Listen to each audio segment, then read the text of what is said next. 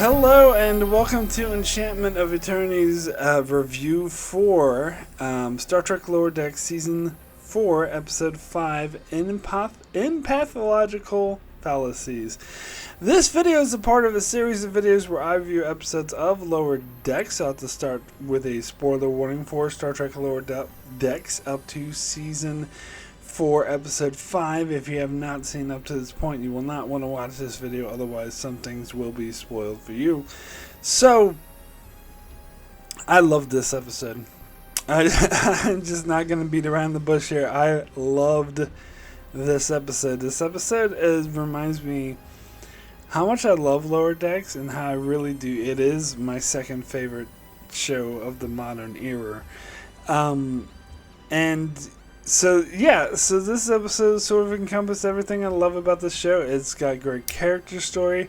It has an interesting enough storyline, interesting enough plot that is suspenseful. At the same time, it is hilarious. And I think this was actually one of the funnier episodes. And I don't know, personally, I love the episodes of Lower Decks I like the most. And I think I'm different than a lot of people in this regard, are the ones that are not only funny, but have a really good storyline and character moments as well. And I think this one qualifies. This one isn't outright goofy and nonsensical like last week's Mark Twain thing, or when that storyline was kind of just throwaway, and the storyline with Tendi on her planet was kind of not that interesting either. But here we got an interesting storyline, and it is way funnier. So we're introduced to three Betazoid socialites who are drinking their way across the galaxy. Now this right here I think is a very interesting concept. And of course, the focus of this episode is the character T'Lyn, so we get it from her personal log and her perspective and how she feels doing this kind of thing is demeaning, being around emotional beings, and how much that annoys her. And here she has to deal with a particular annoying case where she's sent to retrieve alcoholic beverages for these partygoers that are dignitaries, Betazoid dignitaries, so that they have to be treated with respect and their every wish catered to, and so that was an interesting setup right there. It was interesting how they started the episode by mentioning they spent 3 weeks partying on Angel 1, which is a nice callback to Angel 1. I guess they have more cordial relations with the Federation, or at least with Betazoid, because their relations with the Federation was not so great when we saw them in the TNG episode Angel 1, which of course was the matriarchal society, and that episode was not very good. But it was good. Interesting that they just quickly shouted out. It is interesting getting callbacks to these one-off places and aliens from TNG. But anyway, one of the voice actors who voiced one of these characters sound very familiar, and I was like, wait a second, is that one person? And it was, in fact, I looked this up, and it was, in fact, that one person that I was thinking of. Now, it's one of those actors who I don't really know by name. I just know them by their voice or their appearance or their face, and I was like, oh yes, that one person who was, I originally knew her as in the show Dream On, that HBO show that aired in the early 90s. I'm not many people nowadays is probably aware of that show, but she played the main character's ex-wife, who was kind of mean and I don't want to say stuck up, but yeah, kind of. And it seems like every other character I've seen her in or seen her play was along those same lines. She seems to be typecast. Most notably, the other show I really know her from is another cartoon where she just does a voice acting, and that is BoJack Horseman, where she played BoJack Horseman's mother. And what a cruel person that was. And so, and Other people might know her more for the show Just Shoot Me, and she's, character actor. She's been in tons of other things, but I don't really. I know her mostly from Dream On and BoJack Horseman, and I have seen her on occasional things as well. She was in Scrooged, which I watched last year. Anyway, I thought she was like the perfect choice for one of these characters. Anyway, so they're escorting them through the ship, and they're sort of setting up, setting the stage of who these characters are, and the situation is, and how everyone's just partying, and how T'Lyn finds that unacceptable, and she wants to transfer back to the Vulcan ship, and she's really bitter and upset about the fact that she's forced to be around non-Vulcans, around the illogical beings, and she's kind of sick of it and wants to go back to the Vulcan ship. Now, I did not see coming that this is what would set that her sort of unhappiness and unwillingness to be there and whatever it was setting off the emotional charge of everyone starts acting crazy when they go to the party, and T'Lyn shows up because she's like, I need to find out why I can't communicate, and everyone starts acting crazy, and they're like, what would happen? Why would there be everyone causing everyone to act a really emotional out of character? And then they stared at the three Betazoid women, and that's what I thought. I took the bait. I was like, it must be them, because it reminded me of that episode, Fascination. In fact, they bring that up when they bring up the syndrome that causes people to act irrationally, emotionally. Is from that terrible Deep Space Nine episode with Loxana Troy, which pretty much any Deep Space Nine episode with Loxana Troy in it is terrible, but this was a particularly bad one. And yeah, and so I was like, that's definitely it. But it was actually misleading that turned out not to be it. In fact, like as the episode went on and they were insisting that they weren't the cause of it, that's when I started to believe them. I'm like, well, they were like so insistent it wasn't them, then maybe it's not them. But yeah, we get some really hilarious stuff with people start acting crazy, and it is interesting that, and I didn't notice this the first time I watched it, and I gotta say I love this episode so much I went and watched it 3 times already, which I usually don't do for Lower Decks. Usually that really shows how much I would like this episode. Usually I just watch it once, and I noticed that I believe there was 2 men making out in the background at that party when Freeman was trying to speak. I didn't notice that before. And also, of course, how the one of the women was hitting on Ransom, and it was like, oh yeah, definitely. And she's like, nah, that's too easy. I like my men to be more resistant. And it's sort of hinting at sort of Loxana Troy with Picard and how she would always hit on men that did not find her attractive. And so she's started hitting on Captain Freeman, and again there's a lot of LGBT stuff in this episode, and it's nice because Freeman wasn't like, oh no, I'm not into women or whatever. She was just like, no, I'm married, which I thought she was divorced. Maybe I got that wrong. I read it once in this website, so maybe that website was wrong, or maybe she's lying. Although, why lie to a beta doesn't seem like a smart thing to do. So maybe she is still married. I don't know. But I did like how they weren't drawing focus to the fact that they weren't making a big deal out of another woman hitting on the woman, which is great. It's just subtly in there with the 2 guys making out in the background. I didn't even notice that. So again, they're not drawing attention to it. It's just making it, normalizing it. Was just what I think Trek should have been doing from the very beginning. But anyway, yeah, so we get a lot of really funny moments in this episode, like the Dr. Migmulu thing. Oh my god, I thought that thing was so hilarious, how he's like, oh, this doesn't taste like my mother's regurgitated vomit. Because it's like a bird thing. And then he gets so upset with the replicator. I think that's the first thing that happened that made me realize that people were acting uncharacteristically out of character crazy, because we've seen them go to parties before, and it seems like they would be a bit like loosey goosey and acting a bit silly at parties. But when Dr. Mingaloo started phasering the replicator, I was like, okay, now that is a bit much. And then all the other characters, like Rutherford and whatever, started acting a bit much too. It's like when Freeman is like, we're better than this, we're Starfleet, don't act so crazy and let your emotions get the better of you. And Rutherford's like, I seriously cannot be any less emotional than I am now. And it shows that they were being controlled. But anyway, back to the Dr. Mingaloo thing.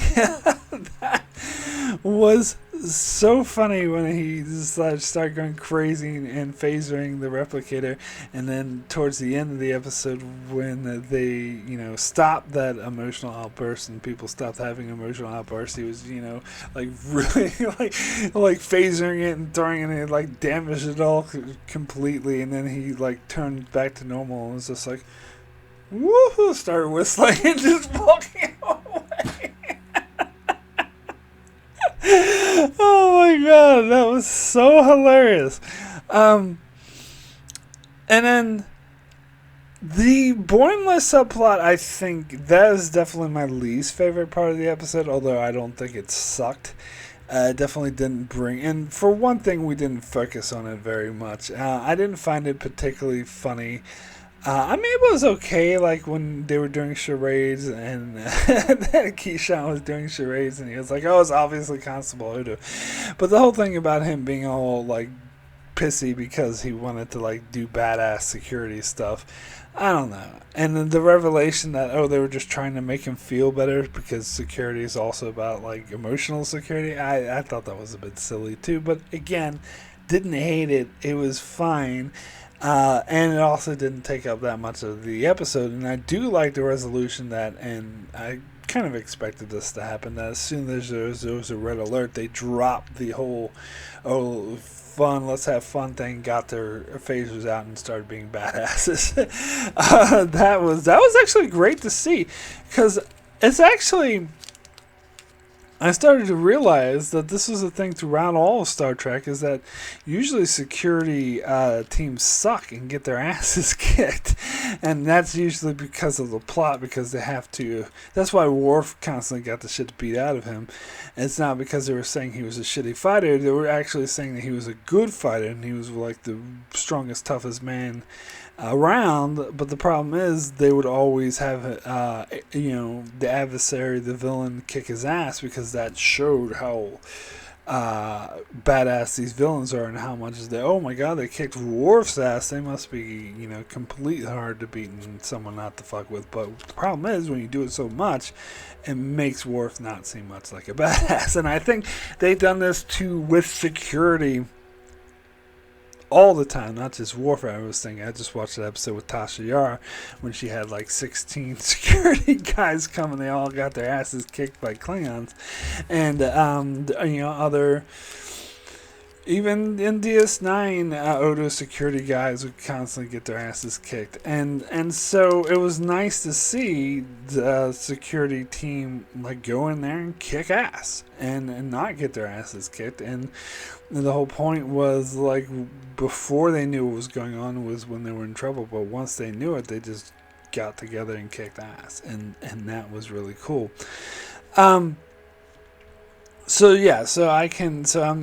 So I'm not totally against the Boimler storyline. And again, it was kind of funny that they were doing a puzzle Malcolm Reed.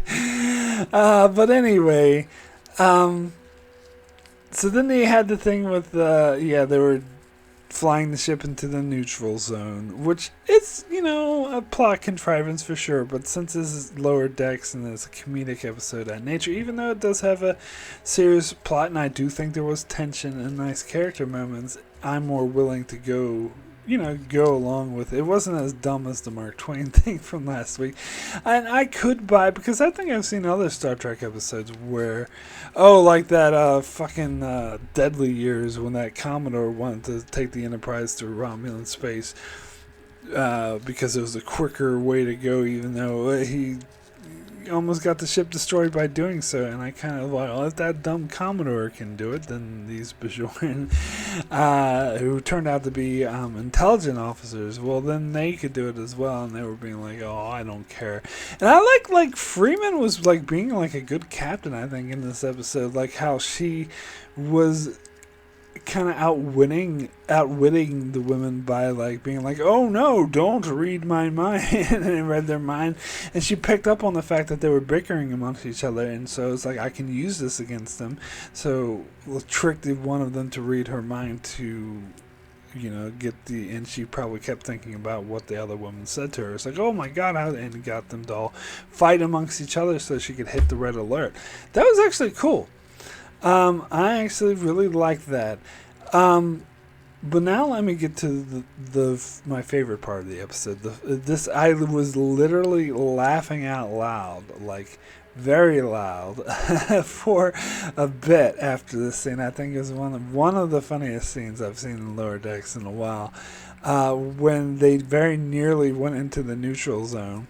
And they managed to, regain control of the ship right before they went and dodged it and went off. And then you see the Romulan ship decloak, and then you go on the ship with the Romulans, and they're all like, oh! And the commander was like, oh, well, what do you think? They would actually violate the neutral zone? Oh, well, let's go over to Sector 87 and lurk over there. For some reason, maybe some people didn't find that as funny as I did, but I was laughing hysterically at that. Just the fact of, and this is kind of going along the same lines what they did with the Romulans a couple weeks ago, when they were all like, deceptive. But I actually found this funnier. Just the way, it was just very comedic, the way they were just sitting there waiting for the Cerritos to cross into the neutral zone, and when they didn't do it, they were like, oh! Damn it! They were almost going to cross! And then the captain was just like, oh, let's go lurk somewhere. Like, that's all they do all the time, just sit somewhere by the neutral zone and lurk. Oh my god, that was so hilarious. But then the stuff with Tallinn and Mariner was also really great. This is first and foremost a great episode for Tallinn, who was the focus of the episode. And I like how it addressed the fact that she didn't really want to be there, because that was sort of a side character, part of her character, that she didn't really want to be on the Cerritos and was kind of just tolerating them, trying to use it as an excuse to get back to the Vulcan ship. But I like that she goes on a journey here where she starts to appreciate the Cerritos for what it is. In fact, decides to stay on the Cerritos a little bit longer instead of stop trying to pine for the other ship and go back. And the fact that she was considered reckless by the other Vulcans, I mean, they played in that before in the episode Wage Juge, which everyone else liked a lot more than I did. But that the fact that she was like reckless for a Vulcan, but as a Vulcan and around non-Vulcans, she seems very stoic and very Vulcan-esque. Which again is not, I thought they overdid that joke, but they weren't doing it here as a joke. They were doing it as a character story, which I actually appreciated a lot more. And the fact that Mariner had that pep talk with her, that is like, they're like, I'm sorry, but that captain's he's a fucking idiot. And then she was like, she told him, it's like, you have Bandai syndrome. Now, Spock's father had Bandai syndrome, and he's Vulcan as a motherfucker, so you must be Vulcan as a motherfucker. And she's like, you're correct. I am indeed Vulcan as a motherfucker. Which is hilarious, but also so good. And then, god damn it, I love Mariner's response. She was like, fuck yeah! Logic, bitch! Makes me think of Jesse Pinkman from Breaking Bad when he says, science, bitch! Oh no, it was magnets. Magnets, bitch! Oh god, that was such a good moment. Tendi needs to be less needy, though. I think in the earlier seasons they played her off as this needy, where she absolutely needed the hug from T'Lyn and she needs T'Lyn to say she's her best friend. I think they need to tone that down a little bit. But again, didn't really affect my enjoyment of this episode, which I love. So my rating for Empathological Fallacies out of 10 is going to be a very strong 9. Excellent. In fact, very close to giving this episode a 10. In fact, I might change my mind later on and give this episode a 10. I think this will become one of my favorite episodes of the entire show. So very close to giving it a 10. I think doesn't quite get there, mainly because of the Boimler stuff I thought was just mediocre. But, and maybe they could have, done a little bit more with the main storyline, but I loved it. It was a great character story for T'Lyn. It was suspenseful and interesting. I thought the Betazoid undercover agents and having them be like socialites, just drinking their way through, that was funny and interesting, but they had a lot of hilarious funny jokes. I didn't even talk about the stuff with Tahana, like trying to eat the Beta. Like, that was funny. But the Migamolu thing, when he just walked away and looked after like facing the replicator, and the freaking Romulans going, oh. That was the icing on the cake. Oh my god, that was so hilarious. So I love this episode. I love Lower Decks. It is easily my second favorite modern Star Trek show behind Strange New Worlds. I could foresee if Strange New Worlds produces another subpar season like season 2 or gets worse, maybe Lower Decks would even surpass it, in my opinion. I think Lower Decks is definitely getting better every season as well. And I can't wait to see more of this show. And boy, howdy, it's so great to have a really, it sucks to have a really rough day. I'm not feeling well, having to go to work when I'm feeling sick because I missed too much work and having a really tiring, exhausting day. So it's great to come home to such a hilarious episode like this that really lifts my spirits and tells a great story. And I think, so this is a great episode. So that's it for my review of this latest episode of Lower Decks. I shall be back next week to continue my coverage of Lower Decks, so be sure to check out my channel for that. Also check out my channel as I'm covering many other Star Trek videos, covering Star Trek Next Generation and Season 1 at the moment, and also covering Ahsoka week to week, which only has one episode left to air. So be sure to check out my channel for that and many more videos. So be sure to subscribe so you can keep up with all that. Thanks a lot for watching.